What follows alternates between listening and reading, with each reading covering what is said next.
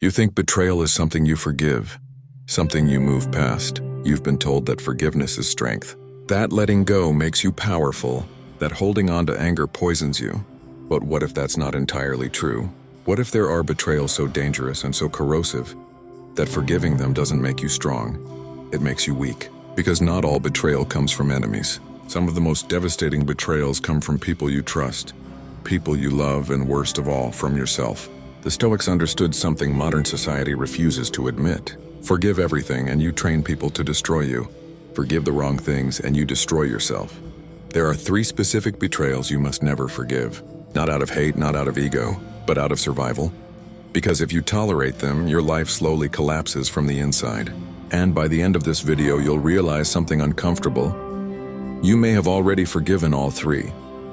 Betrayal number 1, the betrayal of your own standards.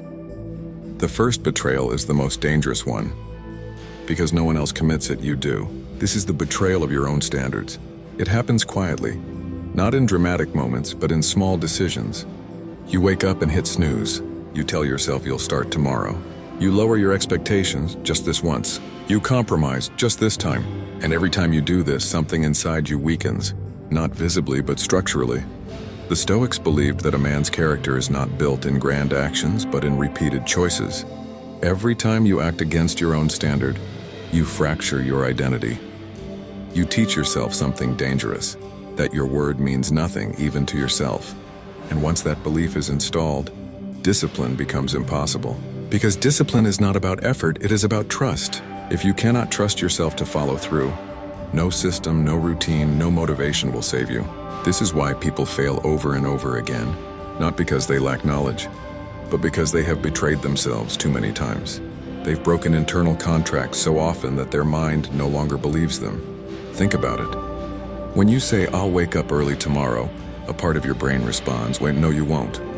You never do. That voice is not negativity. It's memory, it's evidence, and you created it. This is why the Stoics were ruthless about personal standards. Not perfection, but integrity. Marcus Aurelius wrote in his private journal, "You must build your life action by action, and be satisfied if each one achieves its goal." He wasn't chasing perfection, he was protecting alignment. Because once your actions and values separate, you begin to collapse internally. And here is the brutal truth. You should never forgive yourself for this betrayal. Not in the comfortable modern sense of "it's okay," because if you make it okay, you make it permanent. Instead, you confront it, you acknowledge it, and you correct it immediately. Stoicism is not about self-hatred. It is about self-respect. And self-respect demands accountability. Every time you break your own standard, you must respond with precision. Not emotion, not guilt, correction. Because the longer you tolerate self-betrayal, the more your identity erodes. And once your identity is weak, the world will treat you accordingly. The betrayal of trust by others. The second betrayal is external, and far more painful. This is the betrayal of trust by others. A friend who lies to you, a partner who disrespects you, a colleague who undermines you, a person you gave loyalty, choosing to act against you. Modern culture tells you to forgive instantly. Be the bigger person, let it go. Everyone makes mistakes. But Stoicism does not teach blind forgiveness. It teaches clarity. Epictetus made this clear. When someone shows you who they are, believe them. Betrayal is not just an action. It is information, it reveals character. And ignoring that information is not kindness, it is self-destruction. When someone betrays your trust, they are not just hurting you. They are showing you their priorities, their values, their limits. And if you forgive too quickly without adjustment, you are telling them something dangerous. You can do this again. Because forgiveness without consequences is permission. Now understand this clearly. Stoicism does not promote revenge. It does not promote bitterness. But it absolutely demands boundaries. You do not need to hate someone who betrayed you, but you must recalibrate your access to them. You must reduce their influence. You must remove their ability to harm you again. Because trust is not a gift, it is a responsibility. And once someone proves they cannot carry it, you do not hand it back. The Stoics believed in emotional discipline, not emotional blindness. They understood that attachment without discernment leads to suffering. You trusted without evaluating, you gave loyalty without testing, and when betrayal came, you were shocked. But you shouldn't have been. Because people always reveal themselves in patterns and behavior. Inconsistency. The problem is not that people betray. The problem is that you ignore the warning signs. You excuse them, you rationalize them. You hope they will change. Hope is dangerous when it overrides reality. So here is the rule. You can forgive internally, but you must never forget strategically. You forgive to free yourself from emotional weight. But you remember to protect your future, because a man who keeps trusting blindly is not kind. He is predictable, and predictable people are easy to exploit. The betrayal of your time and potential. The third betrayal is the one almost everyone commits. Every single day, this is the betrayal of your time and your potential. It is silent, invisible, and socially accepted.